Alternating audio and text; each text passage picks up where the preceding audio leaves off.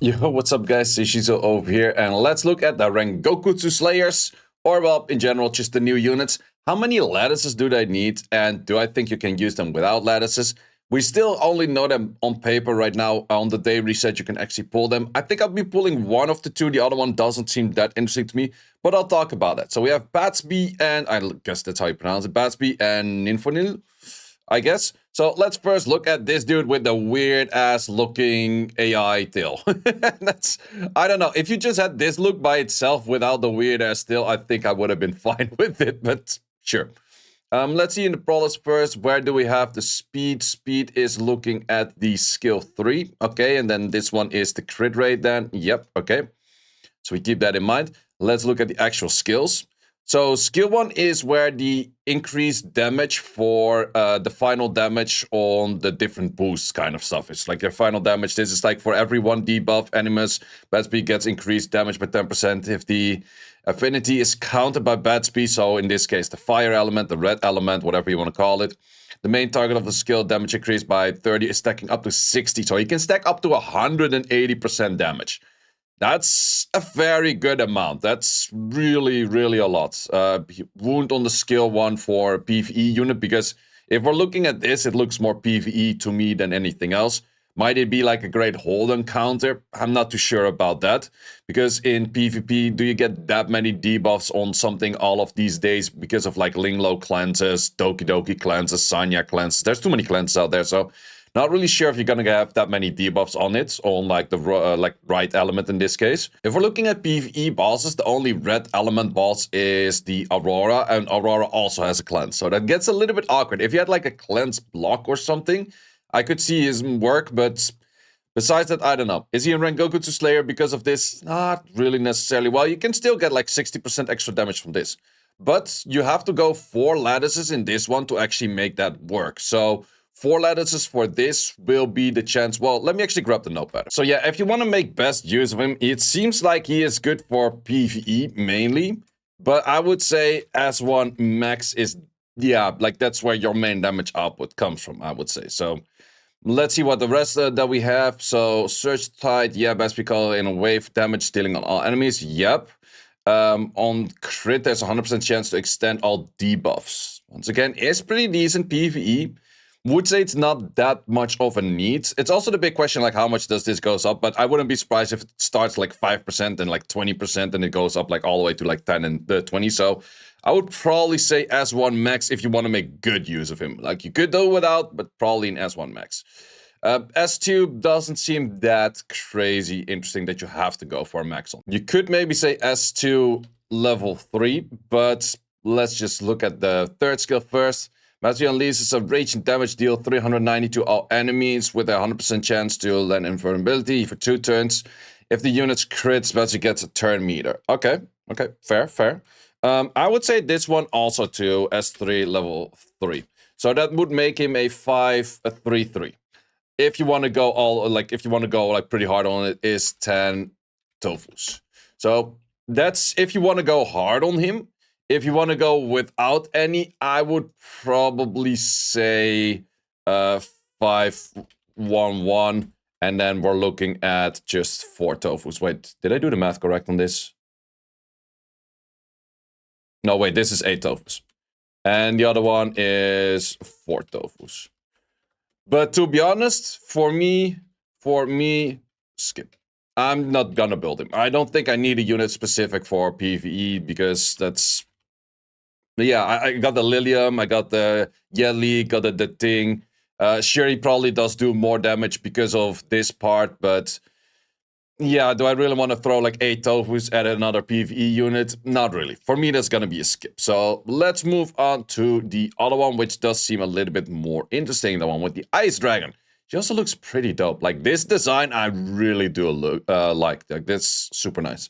So let's first look at. I think she is more PvP related. Can be used in PvE. So I would say that she's more PvE/PvP. She's kind of a Ling Low, or like more of like a, I would say, Valerian, but has a little bit more active skills rather than the Valerian is just like kind of a sitting duck at some point. So it's kind of like a boost on a Valerian, I would say. So let's see what we have on the skill 1. So skill 1 is probably where you get the speed. Do we get the speed on the skill 1 with this? Oops, I misclicks over here. Speed on the skill 1, that's quite unfortunate because I would say that, yeah, applying rest to 50% and applying rest for 2 turns. This skill is completely useless. So to be honest, I would say skill 1, none. Oh, wait, let's just say S1, 0. I would, yeah, if you want to go heavy on the speed, yes. But maybe if you want to go, if PvP, maybe for speed. I could see that. If you want to use it for PvP, maybe you want to go for the speed in there. Let's see what we have on the S2. So we have Search Frost, Healing Burst, if not average all the HPs, same as Valerian, but then we have a heal, okay, and then heals for 25% of their max HP.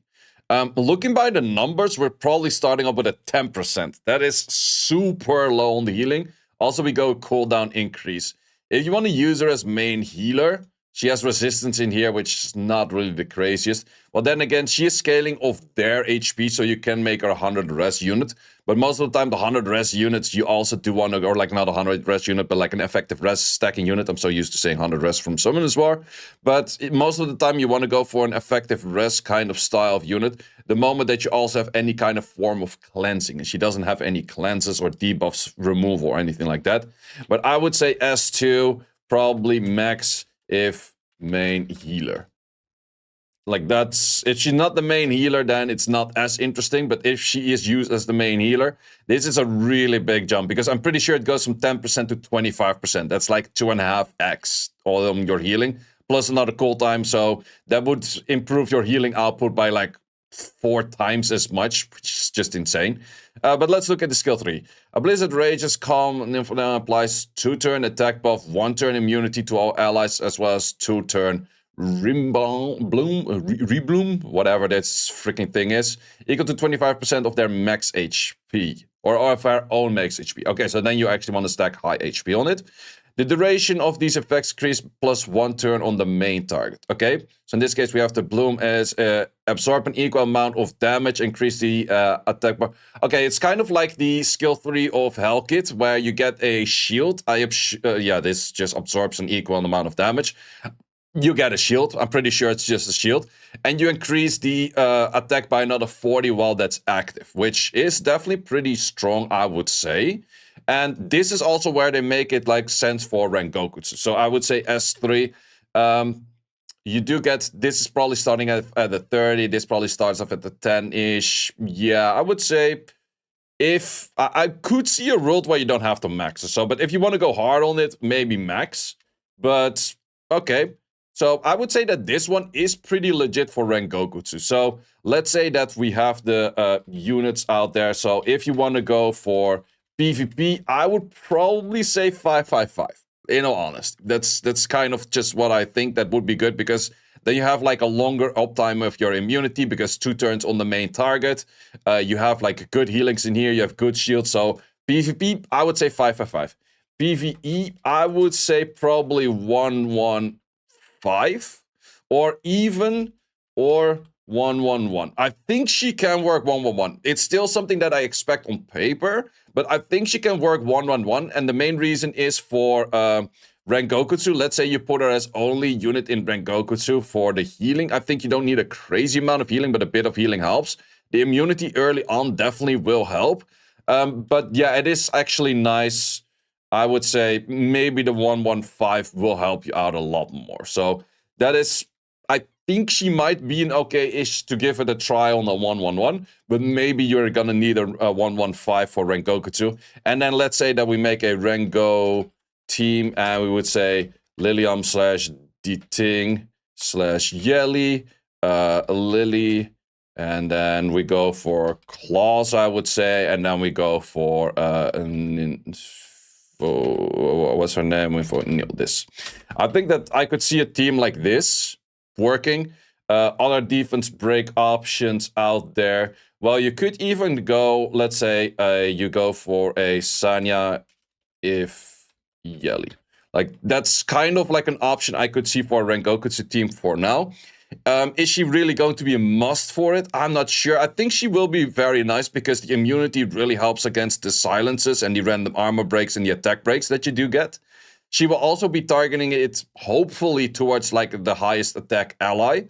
She gets a double attack buff, which is really nice in the first place. So definitely if you're stacking like on White Fang or even on Count and you just go a lot of crit damage on it, she will get a lot of attack boost towards that unit.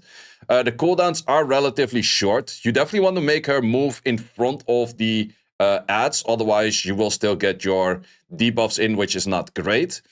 And yeah, from there, I think it's pretty nice. I could also see a world where you don't do Lily and you go a second DPS. I think that this will enable actually even more to go second DPS. And let's say Lily is option. But this is where I would say it's like you use 2 of these. You use this. I could see this being a pretty strong team. And what you could even do is, if you go her, you could even go for a... If you go for the Sanya, you could also go for, or slot 3 is Vice. I think that that would be an option as well. So there definitely does create a lot of options as well. But is it she going to be like a must pull? I'm not sure. So for me, for me, I'll get 1 copy. That is going to be my game plan. I'll get 1 copy, and the moment that I got 1 copy in this, I will probably get 1 copy for this one as well. Because of like any potential buffs. That's mainly the main reason that I'm getting those.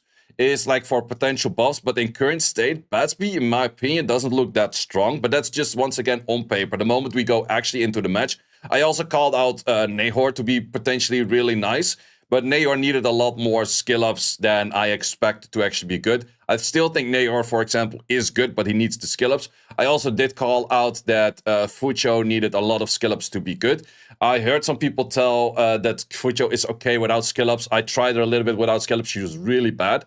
Whereas if you have her with a lot of skill ups, like especially in the skill 3, she's really darn strong. So that's one of those. I think that Ninfoniel can be used a fair bit without skill ups. For PvP, I think you still kind of have to go all the way because of the speed in here. I would say, or 155. But you definitely, if you want to go for her in PvE, then you definitely want to have like good healing in here.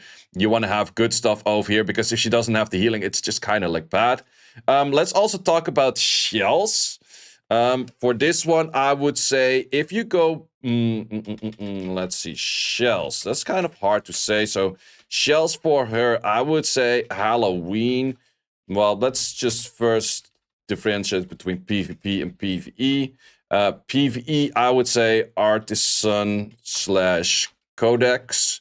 If she goes Codex, she goes 2 rotations on this. Yeah, that's actually pretty darn strong. So I would probably say, I would probably aim more towards a Codex. Codex seems pretty strong. Maybe RT. PvP, I would see her being a potential Codex / Halloween. And that's just for cooldown decreasing kind of stuff.